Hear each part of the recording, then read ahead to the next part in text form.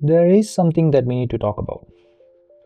And it's about Zohran Mamdani. Zohran Mamdani. Zohran Mamdani. Zohran Mamdani. Zohran Mamdani. now മംദാനിയെ ഞാൻ ശ്രദ്ധിക്കുന്നത് ഈ ഓൺലൈനിൽ വരുന്ന ഡിബേറ്റുകൾ വഴിയാണ്. To Mr. Cuomo, I have never had to resign in disgrace. I have never cut Medicaid. I have never stolen hundreds of millions of dollars from the MTA. I have never hounded the 13 women who credibly accused me of sexual harassment. I have never sued for their gynecological records. And I have never done those things because I am not you, Mr. Cuomo. And furthermore, the name is Mamdani. M-A-M-D-A-N-I. You should learn how to say it because we got to get it right. മംദാനിയുടെ ഒരു കാര്യം എന്ന് പറഞ്ഞു കഴിഞ്ഞാൽ പുള്ളി സംസാരിക്കുന്നത് മനുഷ്യരുടെ പ്രശ്നമാണ്. ഉദാഹരണത്തിന് അഫോർഡബിൾ വീടുകൾ, community groceries, free transport and constant rents. Now that's why മംദാനിയെ നമ്മൾ ഒരു പോപ്പുലിസ്റ്റ് നേതാവ് എന്ന് വിളിക്കുന്നത്. പോപ്പുലിസ്റ്റ് നേതാക്കൾ എന്ന് പറഞ്ഞു കഴിഞ്ഞാൽ എപ്പോഴും ജനങ്ങളുടെ പ്രശ്നമായിരിക്കും സംസാരിക്കുന്നത്. അവർ ആൻറ്റി എസ്റ്റാബ്ലിഷ്മെൻ്റ് ആയിരിക്കും. ഇൻസ്റ്റിറ്റ്യൂഷൻസ് എല്ലാം എലീറ്റ് ആളുകൾക്ക് മാത്രമാണ് ഗുണമുണ്ടാക്കുന്നതെന്നും നിങ്ങൾക്ക് അതിൻ്റെ ഗുണം കിട്ടുന്നില്ല എന്നും പറയുന്ന നേതാക്കളായിരിക്കും. As long as we can remember, the working people of New York have been told by the wealthy and the well-connected that power does not belong in their hands. And yet over the last 12 months, you have dared to reach for something greater. It doesn't mean that populist നേതാക്കളെല്ലാം എപ്പോഴും നല്ല നേതാക്കളായിരിക്കണം. Trump is also a populist. ട്രംപും housing ക്രൈസിസിനെ കുറിച്ച് സംസാരിക്കാറുണ്ട്. പക്ഷേ Trump പറയുന്നത് ഹൗസിംഗ് ക്രൈസിസ് സോൾവ് ചെയ്യണമെങ്കിൽ ഇവിടുത്തെ മെക്സിക്കൻസിനെ എടുത്ത് ദൂരെ കളയണം എന്നാണ്. അതേസമയം മംദാനി പറയുന്നത് ഹൗസിംഗ് ക്രൈസിസ് നമുക്ക് സോൾവ് ചെയ്യണമെങ്കിൽ സർക്കാർ ചെലവിൽ ഒരുപാട് ഹൗസസ് ഉണ്ടാക്കുകയും വാടക നിയന്ത്രിക്കുകയും ചെയ്യണം എന്നാണ്. എന്തുകൊണ്ടായിരിക്കും പോപ്പുലിസ്റ്റ് നേതാക്കൾക്ക് ഇത്ര ഒരു സ്വീകാര്യത കിട്ടുന്നത്? Congratulations to Zohran Mamdani. No. That is not. The idea is pretty simple. Talk about people's issues, അഥവാ ജനങ്ങളുടെ പ്രശ്നങ്ങളെക്കുറിച്ച് സംസാരിക്കുക. GDP പെർ ക്യാപിറ്റയുടെ ഗ്രാഫുകളെക്കുറിച്ചോ ഇൻഡെക്സുകളെക്കുറിച്ചോ ഒന്നും തന്നെ സംസാരിച്ചിട്ട് കാര്യമില്ല. ജനങ്ങൾക്കറിയേണ്ടത് അവർ നേരിടുന്ന പ്രശ്നങ്ങൾക്കുള്ള ഉത്തരവാണ്. ആ പ്രശ്നങ്ങളെ അഡ്രസ്സ് ചെയ്യുന്ന ആരാണോ അവരിലേക്ക് അവർ പോകുന്നു. കോമോയെ പോലുള്ള ആളുകൾ പണ്ടും ഇവിടെ ഭരിച്ചിട്ടുണ്ട്. അയാൾ റിച്ച് ആയിട്ടുള്ള ആളുകൾക്ക് കൂടുതൽ ബെനിഫിറ്റ് ഉണ്ടാകുന്നു എന്നല്ലാതെ വേറെ സംഭവങ്ങളൊന്നും അവിടെ നടക്കുന്നില്ല എന്ന് ആളുകൾ തിരിച്ചറിയുന്നുണ്ട്. അമേരിക്ക പോലുള്ള സ്ഥലങ്ങളിൽ പേരിന് ജനാധിപത്യമാണെങ്കിലും അവിടെ പാസ്സാകുന്ന പോളിസീസ് എപ്പോഴും ഒരു റിച്ച് ക്യാപിറ്റൽ ക്ലാസിൻ്റെ ഇൻട്രസ്റ്റ് അനുസരിച്ചായിരിക്കും എന്ന് നമ്മൾ നേരത്തെ ഒരു വീഡിയോയിലും പറഞ്ഞിരുന്നു. ആ ഗ്രാഫ് ഒന്നുകൂടെ കാണിക്കാം. ബോട്ടം 90% ആളുകളുടെ താല്പര്യം എന്തു തന്നെ ആയാലും അത് കോൺഗ്രസ്സിൽ പാസ്സാകാനുള്ള ഏതാണ്ട് 30% മാത്രമേ ഉള്ളൂ. എന്നാൽ റിച്ച് ക്യാപിറ്റൽ ക്ലാസ്സിലുള്ള ആളുകൾക്ക് താല്പര്യമുള്ള ബില്ലുകൾ പാസ്സാകാനുള്ള സാധ്യത കൂടിക്കൊണ്ടിരിക്കുകയാണ്. ഇത് അനുഭവത്തിൽ നിന്ന് തന്നെ ആളുകൾക്ക് മനസ്സിലാവുന്നുണ്ട്. ഞങ്ങൾക്ക് എതിരെയാണ് ഈ സർക്കാരുകളും ഇവിടുത്തെ എലീറ്റായിട്ടുള്ള ലീഡേഴ്സും എന്നത്. പണാധിപത്യം എന്ന് പറയുന്നതിൻ്റെ ഒരു പ്രോപ്പർ റെപ്രസെൻറ്റേഷനാണ് US politics. Look at Andrew Cuomo. 13 സ്ത്രീകളിൽ നിന്ന് സെക്ഷൽ അലിഗേഷൻ നേരിടുന്ന ആളാണ് ആൻഡ്രൂ കോമോ. സ്റ്റിൽ ഡെമോക്രാറ്റ്സ് അയാളെ മത്സരിപ്പിക്കുന്നുണ്ട്. ഡെമോക്രാറ്റ്സ് എന്ന് പറഞ്ഞാൽ അവിടുത്തെ സോക്കോൾഡ് പ്രോഗ്രസീവ് പാർട്ടിയാണെന്ന് നിങ്ങൾ ആലോചിക്കണം. ഡെമോക്രാറ്റ്സിനകത്ത് തന്നെയുള്ള ആളുകൾ മംദാനിനെ സപ്പോർട്ട് ചെയ്യാൻ മടിക്കുകയാണ്. റിപ്പബ്ലിക്കനായിട്ടുള്ള ട്രംപ് പോലും ട്വീറ്റ് ചെയ്യുന്നത് കോമോ ജയിക്കണമെന്നാണ്. പൈസ വെച്ചിട്ടുള്ള പൊളിറ്റിക്സിൻ്റെ ഒരു രസം എന്ന് പറഞ്ഞു കഴിഞ്ഞാൽ ഹോട്ട് ഗേൾസ് ഫോർ കോമോ എന്ന് പറഞ്ഞുകൊണ്ട് ഒരു ക്യാമ്പയിൻ തന്നെ കോമോയ്ക്ക് സ്റ്റാർട്ടാവുന്നുണ്ട്. കേരളത്തിലൊക്കെയാണ് നടക്കുന്നതെങ്കിൽ റിഡിക്കുലസ് എന്ന് പറയുന്നത്. പക്ഷേ this is what the most prosperous and most progressive country has to offer.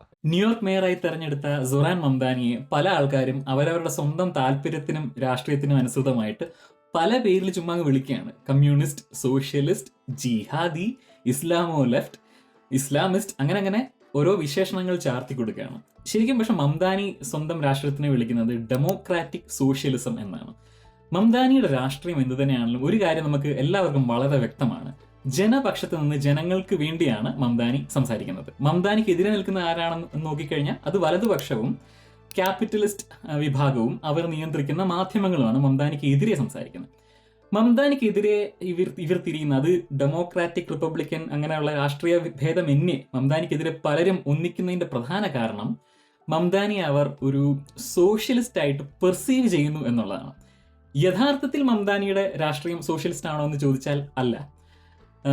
മംദാനിയുടെ നയങ്ങൾ നമ്മൾ ഒബ്ജക്റ്റീവായി ഒന്ന് അനലൈസ് ചെയ്താൽ നമുക്ക് മനസ്സിലാക്കാം അത് മംദാനി ക്ലെയിം ചെയ്യുന്നത് പോലെ ഒരു ഡെമോക്രാറ്റിക് സോഷ്യലിസ്റ്റ് നയങ്ങൾ പോലുമല്ല, അത് സോഷ്യൽ ഡെമോക്രസിയാണ്. മംദാനി, ബേണി സാൻഡേഴ്സ് മുതലായ ആൾക്കാർ സോഷ്യൽ ഡെമോക്രാറ്റ്സ് ആണ്, even though they claim to be democratic socialist.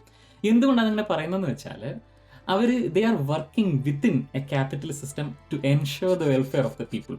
Democratic socialist ആണെങ്കിൽ സോഷ്യലിസത്തിന് വേണ്ടി ക്യാപിറ്റലിസത്തിനെ റീപ്ലേസ് ചെയ്യുന്ന പ്രവൃത്തിയിൽ ഏർപ്പെടണം ഡെമോക്രാറ്റിക്കലി. പക്ഷെ അങ്ങനെയല്ല ഇവർ ആക്ച്വലി ചെയ്യുന്നത്. അത് ഒരുപക്ഷെ അവരുടെ പരിമിതി കൊണ്ടാവാം.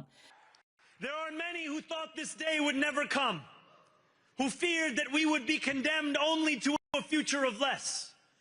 New York, we have answered those fears. Do I have hope in Mamdani? Well, to be honest, no. എൻ്റെ ഒരു ഓണസ്റ്റ് ഒപ്പീനിയൻ പറയുകയാണ്, ആളുകൾ തെറി പറയരുത്. കാരണം എന്താണെന്ന് വെച്ച് കഴിഞ്ഞാൽ even though I'm happy that Cuomo പോലുള്ള ആളുകളെക്കാട്ടിലും ബെറ്റർ മംദാനിയാണ് എന്നതിൽ എനിക്ക് സംശയമൊന്നുമില്ല. പക്ഷേ മംദാനിക്ക് അവിടെ വലിയ മാറ്റങ്ങൾ കൊണ്ടുവരാൻ പറ്റുമോ എന്ന ആശയമുണ്ടോ എന്ന് ചോദിച്ചു കഴിഞ്ഞാൽ ഇല്ല. അതിൽ രണ്ട് കാരണങ്ങളുണ്ട്.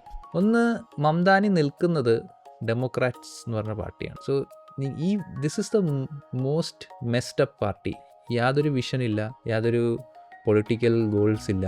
ഒരു സെറ്റ് ഓഫ് ഭയങ്കര പ്രിവിലേജിൽ നിൽക്കുന്ന കുറേ റിച്ച് ബില്യണേഴ്സിൻ്റെ ആസനം താങ്ങികൾ ആയ കുറേ ലീഡേഴ്സാണ്. അവരാണ് ഈ ഡെമോക്രാറ്റ്സിൽ കൂടുതലായിട്ട് നിലനിൽക്കുന്നത്. അപ്പോൾ ഈ ഡെമോക്രാറ്റ്സിൻ്റെ ഉള്ളിൽ ഈ ഒരു ലോൺ മാനായിട്ട് ഈ മംദാനിക്ക് എത്ര നാൾ നിൽക്കാൻ പറ്റും എന്നറിയില്ല. ഒന്നെങ്കിൽ മംദാനിനെ അവിടെയുള്ള ഏതെങ്കിലും വട്ടുപിടിച്ച പയ്യൻ വന്ന് വെടിവെച്ച് കൊല്ലും, അല്ലെങ്കിൽ മംദാനിക്ക് അവിടെ നിലനിൽക്കണമെന്നുണ്ടെങ്കിൽ ഒരുപാട് കോംപ്രമൈസസ് ചെയ്യേണ്ടി വരും. This is the first thing. കാരണം ഡെമോക്രാറ്റ്സ് മാറാതെ ഡെമോക്രാറ്റ്സിൻ്റെ ഉള്ളിൽ ഒരു സോഷ്യലിസ്റ്റ് നയമെന്നും ഡെമോക്രാറ്റിക് സോഷ്യലിസം എന്നൊക്കെ പറഞ്ഞിട്ട് അധികം നാൾ മംദാനിക്ക് പിടിച്ചിരിക്കാൻ പറ്റത്തില്ല. കാരണം ഇവൻച്വലി ഡെമോക്രാറ്റ്സ് എന്ന് പറഞ്ഞു കഴിഞ്ഞാൽ പ്രോ ക്യാപിറ്റലിസ്റ്റുകളാണ്. അവർ കുറച്ച് പ്രോഗ്രസീവ് പൊളിറ്റിക്സ് പറയുമെങ്കിലും എക്കണോമിക്കലി അവർ റൈറ്റാണ്. എക്കണോമിക് പോളിസീസ് അവരുടെ റൈറ്റ് വിങ് പോളിസീസ് തന്നെയാണ്. They are pro capitalist. അപ്പോൾ ക്യാപിറ്റലിൻ്റെ ഇൻട്രസ്റ്റിനെതിരെ എന്തെങ്കിലും വന്നു കഴിഞ്ഞാൽ അവർ സഹിക്കത്തില്ല. ഇപ്പോൾ തന്നെ ഡെമോക്രാറ്റ്സിന് തന്നെ ഇഷ്ടപ്പെടുന്നില്ല മംദാനി ജയിക്കുന്നത്. ഈവൻ ഡെമോക്രാറ്റ്സിന് തന്നെ ഇഷ്ടമല്ല മംദാനി. വേറെ ഒരു നിവൃത്തിയില്ലാതെ മംദാനി ജയിച്ചത് ഇങ്ങനെ മിണ്ടാതെ കടിച്ചു പിടിച്ചിരിക്കുന്നുള്ളൂ. But they don't like Mamdani. രണ്ടാമത്തെ കാര്യം, he's just a mayor and federal funds ഉണ്ട്. ഫെഡറലിൽ നിൽക്കുന്നത് ട്രംപ് പോലുള്ള ഫാഷിസ്റ്റ് പ്രാന്തന്മാരാണ്. അപ്പോൾ അവന്മാരുടെ എക്കണോമിക് ഈ ഫണ്ട് കട്ട് ചെയ്യുക അങ്ങനെയുള്ള പല സംഭവങ്ങൾ എത്ര നാൾ പിടിച്ചിരിക്കാൻ പറ്റുമെന്ന് ഈ ആളുകൾ ഭയങ്കര പോസിറ്റീവൊക്കെയാണ്. പക്ഷേ ഇവൻച്വലി ഫണ്ട് കിട്ടാതെ വരുമ്പോൾ ഒരുപാട് കാര്യങ്ങൾ മുടങ്ങും, ഒരുപാട് ഡെവലപ്മെൻറ്റ് സംഭവങ്ങൾ മുടങ്ങും, ഒരുപാട് പ്രോജക്ട്സ് ഡിലേ ആവും. അപ്പം ആളുകൾ ഫ്രസ്ട്രേറ്റ് ആവും. അപ്പം ഒന്നുകിൽ അവർ വീണ്ടും മറ്റ് ഡെമോക്രാറ്റ്സിലേക്കോ അല്ലെങ്കിൽ ഏതെങ്കിലും ഈ റിപ്പബ്ലിക്കൻ മണ്ടന്മാരിലേക്ക് തിരിച്ചു പോകാനാണ് സാധ്യത. സോ അതുകൊണ്ട് ഞാൻ അത്ര പോസിറ്റീവ് വൈബിലല്ല നിൽക്കുന്നത്. But anyways this is A good win. ഞാൻ എൻജോയ് ചെയ്തു. ഈ ഡിബേറ്റുകളൊക്കെ ഭയങ്കരമായിട്ട് എൻജോയ് ചെയ്തു.